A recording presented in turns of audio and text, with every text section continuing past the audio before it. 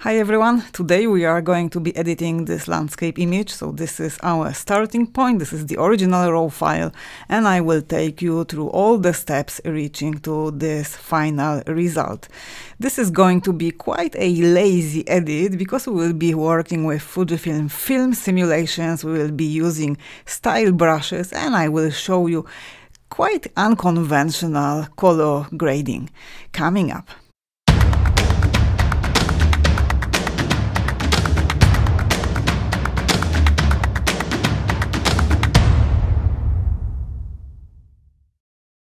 Hi everyone, my name is Kasia Zmokla, welcome to my channel where you will always find photo editing, training and educational videos to help you grow as an artist and photographer. So today we will be working with this image taken with a Fujifilm camera. The Fujifilm cameras are quite popular among travelers because they are very small.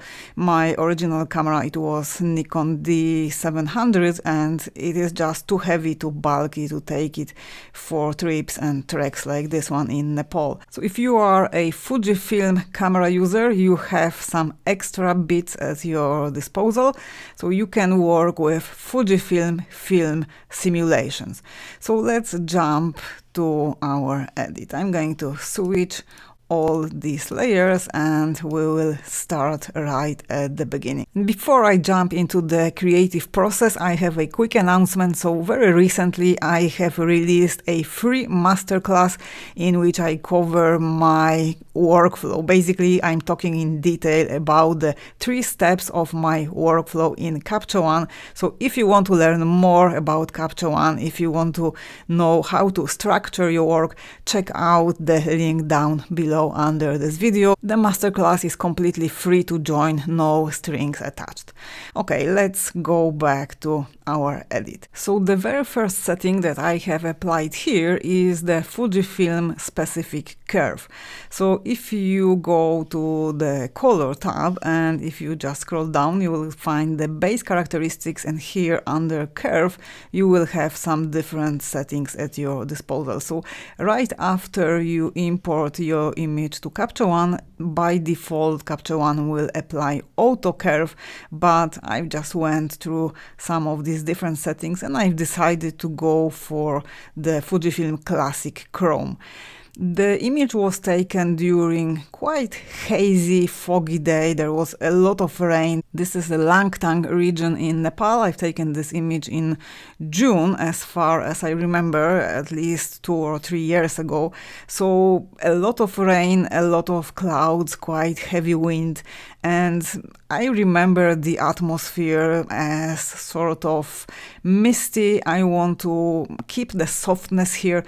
Of course, the image is all about the beautiful, very dynamic sky. I love the aerial perspective here. So we have those hills creating, I would say, curtains. You have the first one in the foreground, this hill here, then the other one is a little bit brighter, a little bit softer, and the further away we go from the lens, the hills are getting softer and softer, more silverish, and they are playing in a very beautiful way with these clouds here. So this is the focus of the image, the sky. So right now we are looking at the image after already some adjustments because I'm on the background layer and I've done them on the background layer. So let me just hit Y. So this is the original image. This is my raw file. So assessing this raw file, this original image, I've decided that I'd like to take it a little bit further away from these lush greens. As I've mentioned just a few seconds before, the image is all about the sky. So I'm going to recover detail in the highlights with my HDR tool. So the sky is not going to be super blue. This wasn't sunny day. I will take the sky in a bit warmer direction. I will recover some details, but I want to keep it in this sort of silverish area, silverish range of tones. and the greens are a bit too strong, too saturated, so I want to depart from these strong tones. So let's just hit Y again. So this is what I've done on my background layer. I will be now working towards making the sky more dynamic, recovering as much detail as possible and working on these clouds, and then I will spend a bit of time on framing this image and working on these trees, on this foliage visible here in the foreground. But I don't want to recover all the detail that is visible here. I don't want it to compete with my sky. So the most important element is the sky, and the rest it will be just framing, closing the image, helping with composition. So let me just show you what I've done on the background layer. So apart from changing the curve, apart from changing it from auto to my Fujifilm Classic Chrome, so this is the film simulation, I have corrected exposure. So I'm going to jump over to the exposure tab, and I've just closed down the exposure. So the original one was obviously overexposed, and I went for -1 on exposure, and I've been working with HDR tool, so I've recovered a lot of detail in the sky. So whenever you are working on an image that has super bright sky, so this was quite difficult, quite demanding scene. I had these dark hills in the foreground, and then the sky was very contrasty, very bright, quite strong light, even despite all these clouds. So in situations like this, working with the HDR tool can be really, really helpful. So right now I'm on the background layer. I'm preparing as a sort of base layer for my edit. So all I've done here is to already apply a little bit of color grading with the film simulation because it affects colors. So let's just see again. This is the before and after. So before, the colors are more grayish, and the chrome, let me just check the name of this film simulation. Again, the classic chrome takes the colors a bit towards the cyanish tone. So this is what I've done with the curve, and then I've just corrected a bit of the exposure, and I've been working on recovering the details in the sky with the negative value on highlight HDR tool. So on my background layer now I have the basis for my edit. On my next layer I have immediately focused on the sky, so I'm still trying to recover detail, and I'm trying to make the sky as dynamic as possible. And I took the really lazy, easy way because I have used the style brushes that were provided with the newest Capture One version. So I've been working with the built-in style brushes. As you can see here, the layer has name Deep Sky, which means that I've been working with the ready available brush here. So here it is, Deep Sky. So all I've done is I just grabbed the Deep Sky brush and I have roughly painted over this inverted triangle. Let me now show you the preview of my mask. So for those of you who are working with Luma masks, you could probably recognize here this little sun icon. So this indicates that I have a Luma mask. You can combine these tools together, and this is a very powerful combo. So first of all, you can just grab style brush, apply the adjustment that you want to get depending on your image, and after you've done the adjustment over the area that you want to affect, you can fine-tune the mask, and here it is really crucial.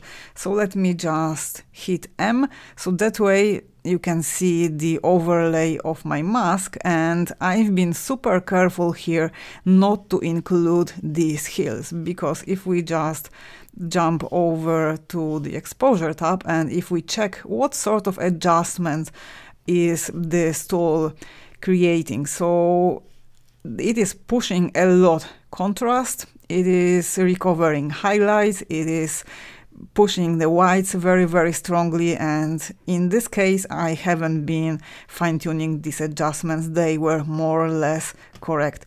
When we take a look at the clarity as well, here we have super strong value for clarity, and if we just move over, let's just check curves, so the same here.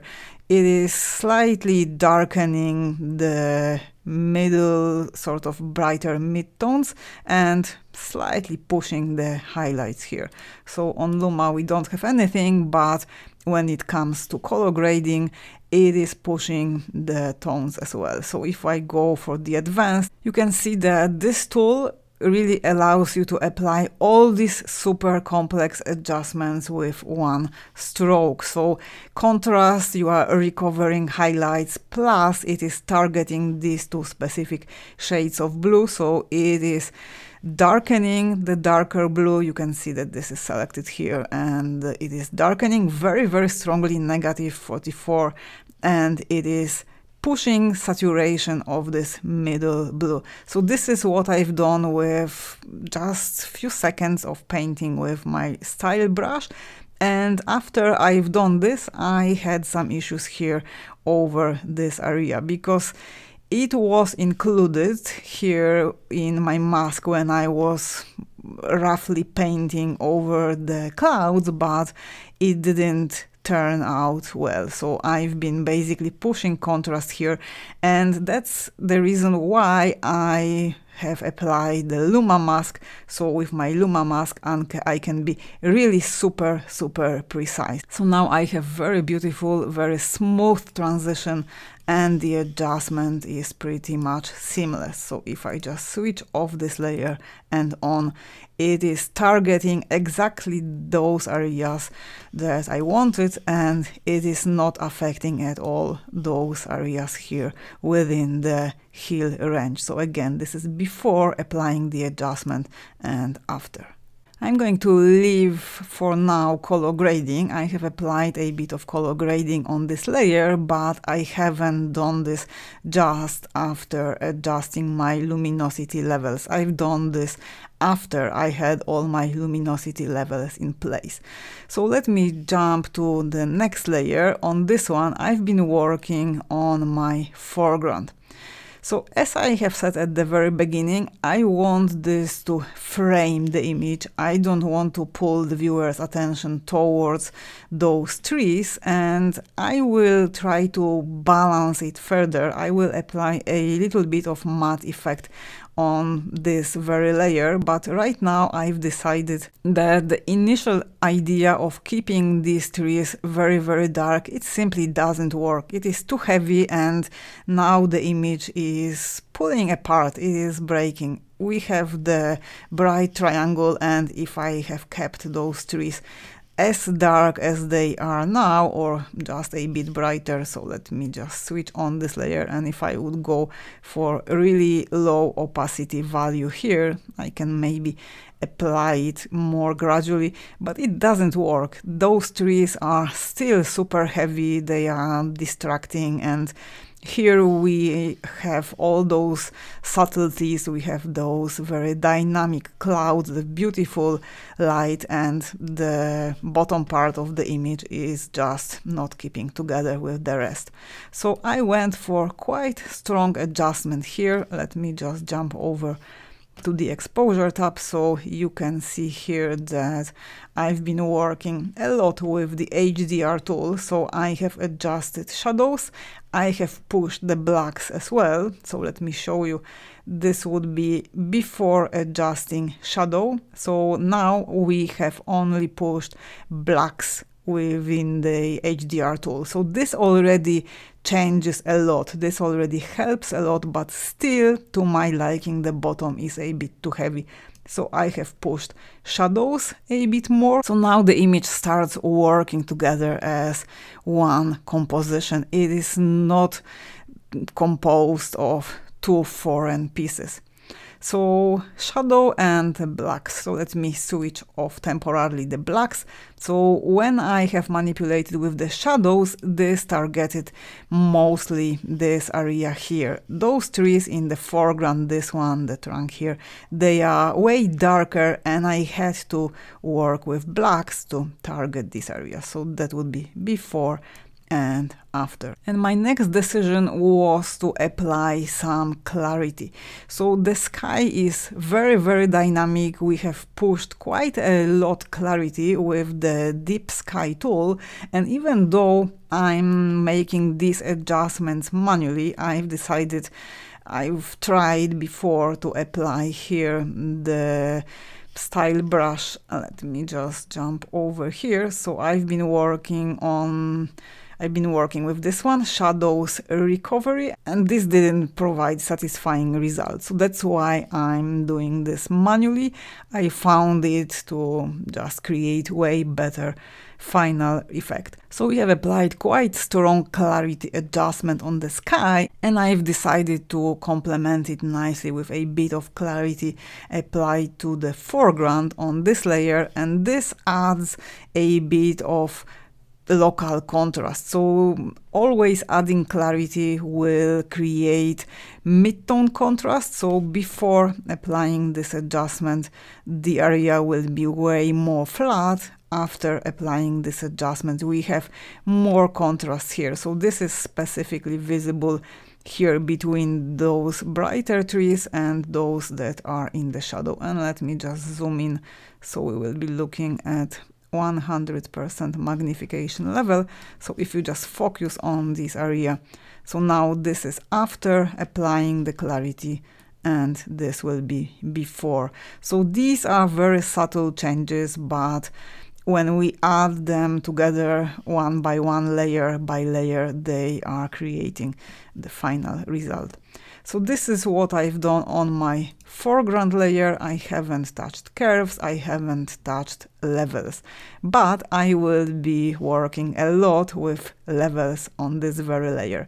Before we jump to the next layer, I just want to show you this one. Here I've removed with the healing brush this building here, so it was distracting, and to be honest, I didn't think it is possible. I thought I won't be getting any good results, but this was the default guess by Capture One, so I've just painted rough mask so it could be refined further.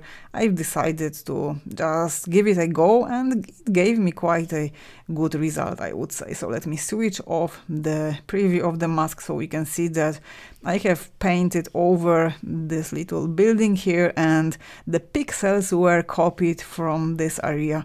And it's not perfect. Surely if I would have printed this image at a large size, probably there would be some issues, but for the sake of this video, I think this is really sufficient. We can see the repetition here, obviously. So this shape is visible here, those leaves are visible here. So if you would like to create these sort of fixes, if you would like to remove objects in your image, and if you are aiming for a print, I would definitely recommend jumping over to Photoshop and fixing all those areas, making those changes in Photoshop, and then going back to Capture One and applying your color grading.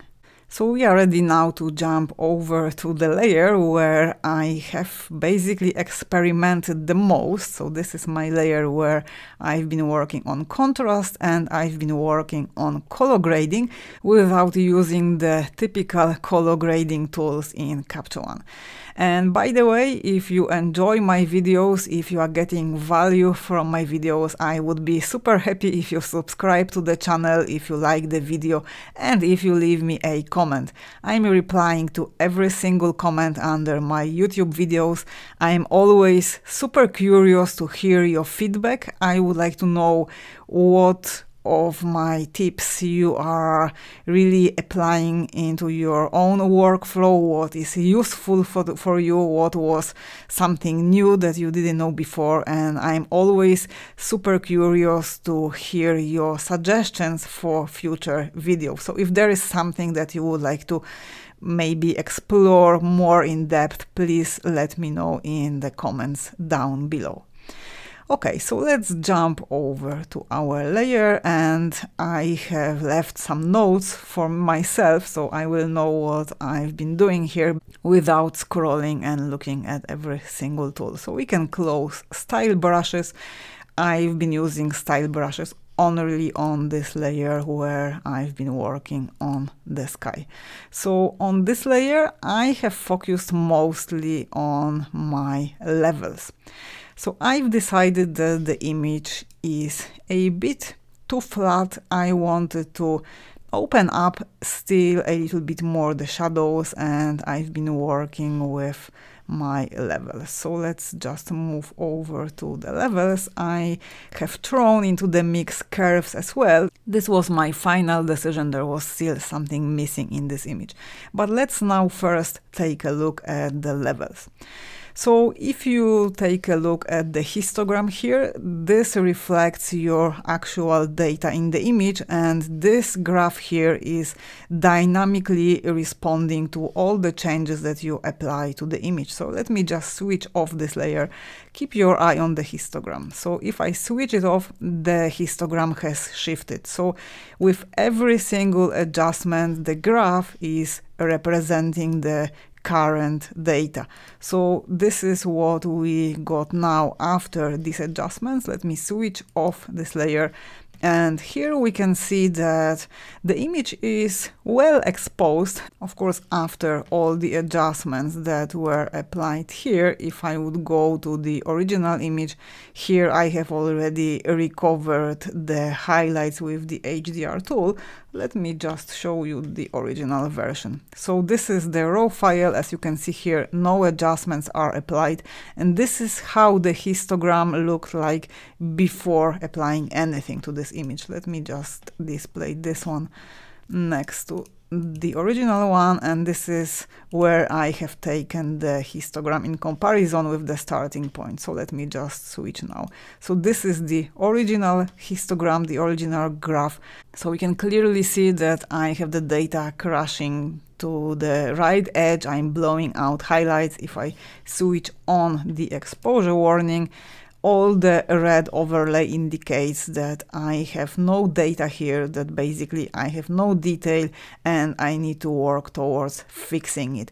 So with all these adjustments, specifically I would say with HDR tool, this is super powerful tool. It helps recover the lost detail in the highlights. So I managed to go from here in this histogram. We have plenty of bright tones. This is indicated by this peak of information to the right.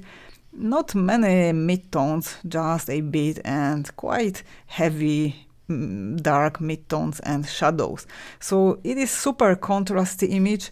You can read it just from the histogram. Not much mid-tones, a lot of highlights, issues here with the highlights and dark shadows. If I now click on this image, I've managed to basically push the data towards the middle part of the graph. So I have now no blacks at all. There is this gap, and I've done this on purpose. I wanted to make this image more harmonious, more soft. So before this layer I had a little bit more contrast, and now with this one, as you can see here, I have pushed my control points in the level. So basically by manipulating with the midtones, by pushing this one, I've been making this image brighter, I've been making it softer. I have added a bit more contrast with these two control points, the white point and the black point, but I have thrown into the mix my curves.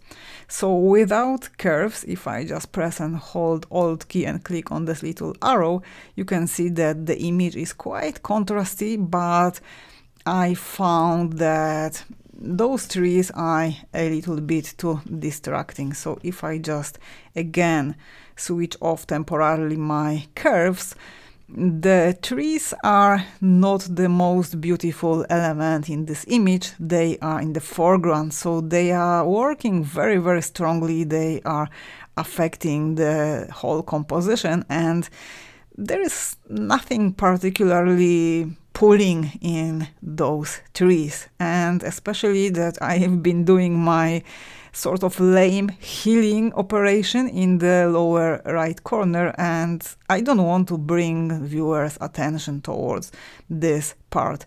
So I've decided to apply the matte effect. This is what I typically do when I have this sort of foliage trees that I would like to keep on a more harmonious end, if I could say so. So I've applied the matte effect. This can be done by lifting the black point and adjusting the rest. Sometimes lifting the black point is enough.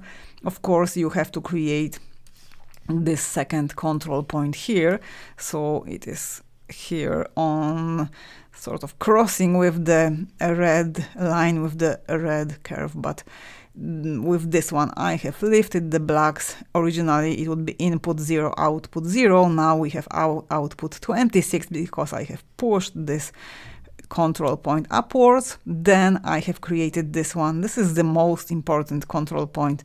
When you are lifting blacks, you need to anchor the curve. If I wouldn't have this one here, the curve would basically be going upwards throughout the whole luminosity range. So we need to anchor it, and we have to decide that starting from here, we don't want to get the matte effect applied anymore. We want to maintain our dark tones here, and then you adjust the rest to your liking. I've decided to go down on the whole curve. I was working with the RGB curve. I don't mind adding a bit more saturation, so I haven't done anything on Luma. Only on my RGB curve I have lifted the blacks. This, in my opinion, helps harmonizing the whole image, linking the sky with the foreground. So if we again take a look at the before, we have those super strong, very dynamic, full of detail trees in the foreground, and they are, I would say, stealing the attention from the sky. After I have lifted the black point, they are creating this nice frame. They are closing the composition at the bottom. So this is what I've done in terms of luminosity adjustments. First, I've been working with the levels tool, and then I have added this adjustment on the RGB curve. And this is very important to have this specific order in your adjustments. I'm talking about this in the free masterclass as well. So if you don't get your luminosity adjustments right, it doesn't really make sense to jump over and work on color grading, because it's simply not going to give you any satisfying result. Before I have lifted the black point, I've been trying out different things, and there was still something feeling not right. After I've done this, I've applied a bit of color grading on the levels tool, and then I've jumped back to these two layers where I have applied a bit of color grading with white balance, and suddenly everything works nicely. I've got what I wanted. So on this layer, I've decided to work with color with the levels tool. Why not? So after I got my luminosity values to my liking, I've decided to just move over, and on my blue channel I have pushed a little bit this control point. So from 255 I went to 246. So this part of the graph in the levels represents your highlights. So basically by pushing this control point on the blue channel, I've been introducing blue into the highlights. If I just reset this, if I go for 255, the sky is way warmer. That's what I have applied on my deep sky layer with white balance. So this is very simple. I have used very simple tools, and just combining them on different layers gives me the final result. So I have added a little bit of blue to my highlights. I have added a little bit of warm tone in my midtones, because this is my middle point.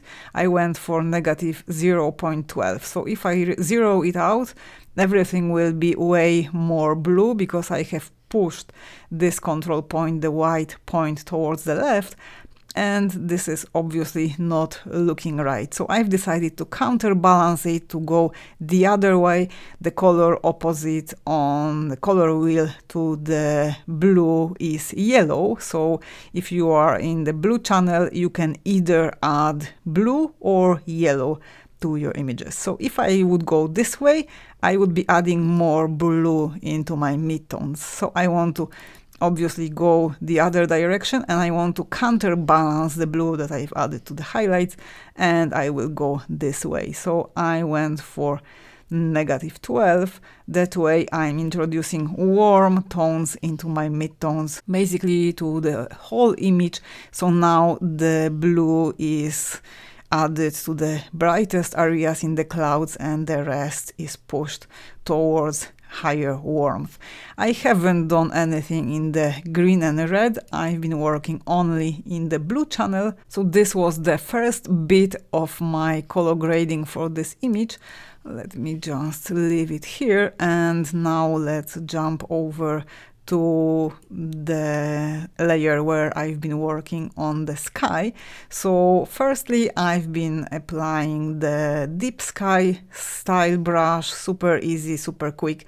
And after I had it in place, I've decided that I'd like to make the sky a little bit warmer, and I've done this just with the white balance tool. So let me just show you. So this would be before applying the adjustment with white balance, and this is the after. So remember that color grading, this is always a super subjective area, and you might say that the image looked better when the sky was cooler. I like it as it is right now. By applying this adjustment, I'm removing the blue, I'm making the color less saturated, and this makes the sky, I would say, maybe a little bit more abstract, a little bit more graphical. So I'm focusing more on those shapes, on those forms created by these clouds, and I'm not drawn to color that strongly, because I have basically removed the blue by adding yellow. So again, this is the sky before applying the white balance adjustment and after. So I haven't changed the tint, I have only pushed the Kelvin slider. So the original value was 5244, and I have pushed it all the way up to 6099. So that way I have changed the temperature of the sky, I've made it warmer, and I've done something similar on my foreground layer. So let's go back. This is the deep sky style brush, and it was applied on the Luma mask here. So this is what I've done on this mask, and the color grading was applied as well, only within this selection. So I have pushed my Kelvin slider only within this mask. This doesn't affect the foreground. I have treated my foreground on the separate layer. So here, let me just show you the preview of the mask. This is the overlay. So here I have applied my adjustment for the foreground. I've been working with the HDR tool, so very strongly I have recovered detail in the dark tones. So let me just jump over to the HDR. Here it is. So this is again my image before these adjustments and after. So here I have applied adjustment on white balance as well. So this is before and this is the after. So after applying the white balance adjustment on the sky layer on the Luma mask, I've decided to do something similar on the foreground. So this is the foreground layer before applying the color grading, the color adjustment, the temperature adjustment with white balance. So the original value is 5244 and I have pushed it up to 6130. So it can be sort of counterintuitive. You would say, okay, I'm used to working with complementary colors. I would typically go for something warm for the highlights. I would add yellow for the highlights, and to create color contrast, to create depth in the image, I would go for blue in the shadows. Here I've decided to break that rule. If there are any rules to follow, in my opinion, it's all about observing the specific image, about creativity, and treating this in a more intuitive way, simply seeing what is working and what is not working. So here I've decided to try out different ideas. I've tried to push the value here towards the blue, so let's go for in the other direction. So now it is 6130, and if I would go the other way, this is basically adding blue to the midtones here, to the shadows, and the image gets super cold. In my opinion, it doesn't work. So let me just reset this, and I am way more happy with this softer look, more silverish. I'm not drawing viewers' attention with the color. I'm not introducing any stronger hue. I have everything around those, I would say, grayish, some of those chrome green tones, and this is harmonizing very beautifully with the sky, especially in this area where we don't really have any horizon line visible as it is here in this part. This is very nice, very painterly transition between the hills and the clouds and the sky. So you don't really see where is the land ending and where the sky begins. And I like this a lot in this image, and I wanted to emphasize it further with this color grading. So let's jump over to the very last layer. I have added just a bit of sharpening on the last layer. So I've been trying to apply a bit of clarity, but it didn't work as we have quite a strong contrast here between this foliage in the foreground. So now let's go for 200%.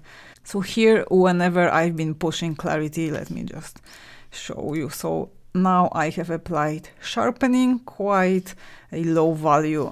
Let me just show you. So here I have pushed it from 0 to 252. Remember, this is sharpening added on top the default sharpening applied by Capture One on your background layer, because Capture One will always sharpen your image. So let's just switch off this one, and here on my background layer I will always have the default value applied by Capture One. So right after importing the image, it will already have this value applied. If I want to just press and hold, nothing happens. This is the default value. I would have to manually drag the slider to the left, and this will give me way softer result. But typically I'm fine with the default adjustment applied by Capture One. So on top of this, which happened on the background layer, I have created very last finishing layer, and here I went for a bit more sharpening. So this adds a bit more definition. It just pulls out some of the details nicely. So this is the very last adjustment on my layer. So again, let's go for magnification around 100, and let me just switch off this layer. So this is before applying sharpening, way softer image, and this is after applying sharpening on the whole image. So working with Fujifilm film simulations, style brushes can definitely speed up your workflow. If you want to learn more on working with film simulations, you can click the thumbnail and watch my other video. This is another Fujifilm workflow when you can learn how to use film simulations with variants. Thanks for watching. This was Kasia Zmokla. I will see you soon in the next video.